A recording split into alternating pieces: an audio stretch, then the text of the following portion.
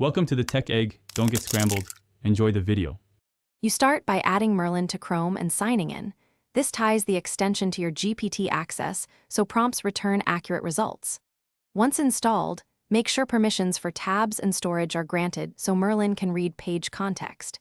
If you plan to use voice, enable the microphone now.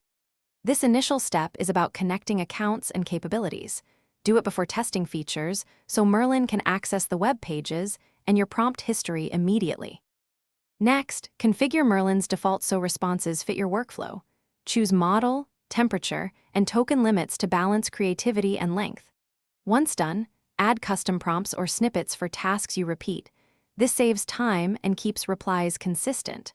Make sure to use the page selection controls to decide whether Merlin should process highlighted text or whole page context, because that affects accuracy and speed. These settings let Merlin provide focused, relevant. Finally, run a test prompt and iterate with follow-ups to guide Merlin toward the tone and detail you need. Pin any replies you'll reuse. If answers are too short, increase token limits or temperature. If off-topic, add clearer context or site-specific prompts. Make sure to refine prompts. Small wording changes matter. If Merlin stops working, reload the extension, verify permissions, and clear site data. That one troubleshooting tip resolves most connectivity or context issues quickly.